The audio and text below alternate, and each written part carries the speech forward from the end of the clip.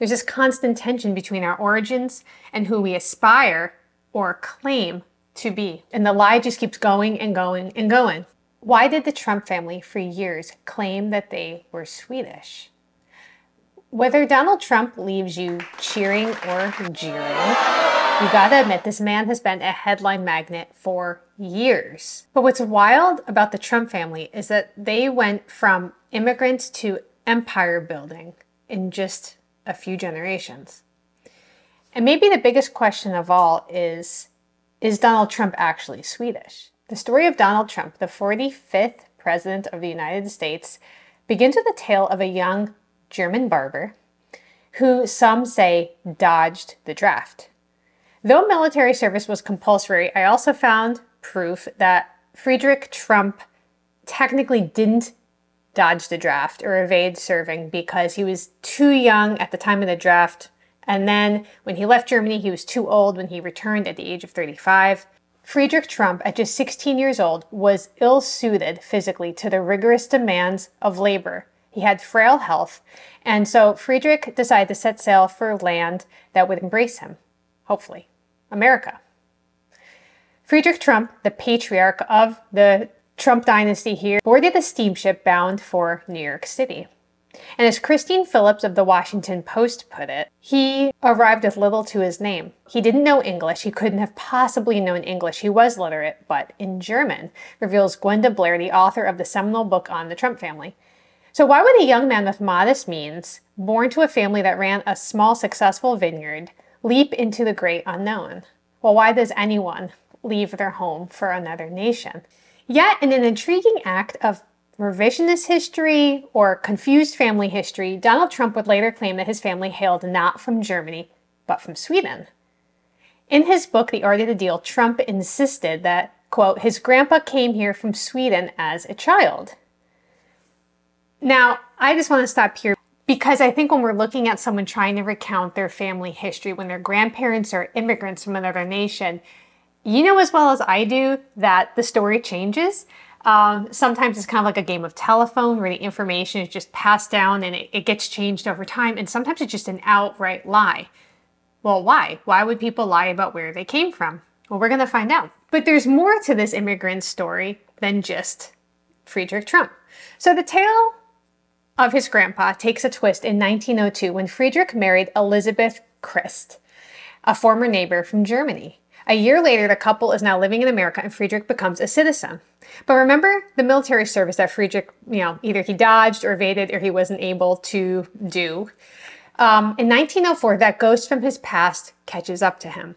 So the family returned to Germany only to be promptly deported. He's in the United States, he meets this woman and gets married and they try to go back home to Germany. Well, they try to go back home to Germany and they're told, no, you can't come in. And Friedrich Trump writes this desperate letter to the Prince Regent of Bavaria, and it falls on deaf ears. So basically, there's this turmoil over whether or not he was evading the draft, what was going on, and they're not going to let him back in the country. So how this would change his life and subsequently the course of American history is interesting to me. If Germany had let Friedrich Trump stay with his family, well, there wouldn't be a Donald Trump, first of all, right? And it's just interesting to think about how these small things can change the course of world history, right? So they have to come back to the United States. So landing back in America, the couple settle in South Bronx, which is New York City, and the family grows, eventually birthing Fred Trump, Donald Trump's father. Now, moving on to their son, Fred Trump. He was born in 1905, so right after they get back from being turned away in Germany. And he was as American as they come. He didn't speak a word of German. Even though his parents were born in Germany, they had tried to move back to Germany the year before. Now Fred Trump is born in the Bronx and he doesn't learn any German.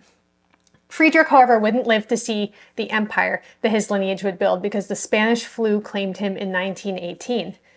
Fred continued the real estate ventures, though, that his father Friedrich had started, amassing even more wealth under this banner of Elizabeth Trump and Son. So he goes into business with his mom and they start doing real estate.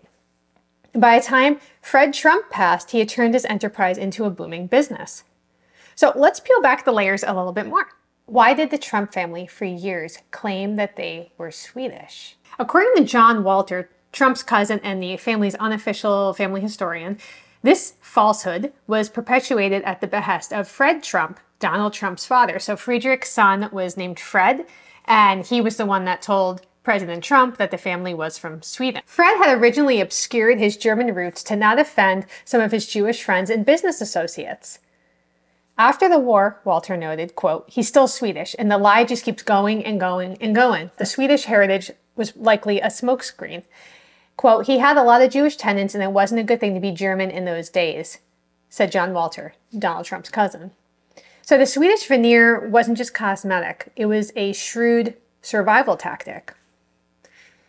And, we've talked about the experience of so many groups on this channel. And in particular, by the time Donald Trump's father was, in the business world and things, we have to think about World War II, what's going on in the United States for the Japanese, the Germans, the Italians, who have naturalized or, they're the second generation now here in the United States, but these groups are considered enemy aliens. And so to align yourself as being, proudly German during World War II, I can understand why somebody maybe would want to hide that history. Donald Trump is the descendant of immigrants on both sides of his family. His father's lineage is German, not Swedish, and his mother's side is Scottish. Neither of his grandparents were born on American soil, and English wasn't the first language for most of them. The story veers into Scottish territory with his mother, who was originally called Mary Ann MacLeod. In a community where Gaelic was the primary language, Mary Ann hailed from what Politico described as, quote, human wretchedness and, quote, indescribably filthy conditions in her home country. And it was a stark contrast to where her life became in America, where she found herself swathed in fur coats and cruising on 50-foot yachts. It's amazing to me how quickly things can change once landing on American soil for some people. It's incredible the amount of work and effort immigrants bring to the table. Like, they work so hard. And Donald Trump's international family story makes him an anomaly, actually, among U.S. presidents. Out of the 10 most recent commanders-in-chief, President Barack Obama is the only one joining him in having a parent born outside of the United States.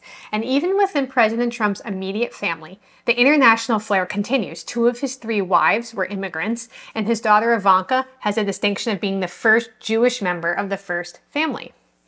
Yet amid all of these complex roots, there's actually one story you won't find: any connection to Sweden. In a country built by immigrants, grappling with its own identity and the dream of those who land on its shores, the tale of the Trump family stands as a vivid testament to this American experience that contradicts itself and reinvents itself, and ultimately makes us all question, well, what does it actually mean to be an American? There's this constant tension between our origins and who we aspire or claim to be once we get here. And I think to understand America today, we need to look at some of the families who have shaped it, warts and all. So I would love if you would join me on this little side path we're going to take on the channel. This was a video that came as a suggestion I had posted on the community page. There's a Google form if you want to go ahead and toss your 2 cents in there, just some ideas for topics. And this was incredible. So I'm planning on diving into some more notable American family stories, especially those I think that have an immigrant background. I think that in particular is super interesting. And just as an aside, I want to address this Trump thing. Obviously it came up. I mean, obviously I knew about it before, but there was this public debate that started. Basically, there was a late night show that claimed the Trump family renamed themselves from Drumpf. And commentators kind of debated whether or not the family actually changed their name in the 17th century, but President Donald Trump didn't have that surname.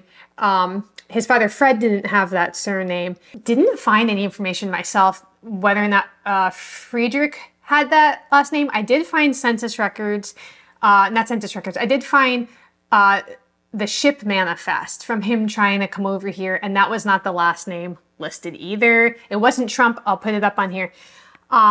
But it looked like there was maybe a misspelling. But actually, John Oliver did get criticized a little bit for this joke. Some people thought it was really funny, but some people said there were xenophobic undertones attached to it, kind of this idea of making fun of someone's possibly original ethnic surname. But let me know what you think and who else I should cover in this series. I'm really looking forward to understanding a little bit more about these family stories that helped shape America.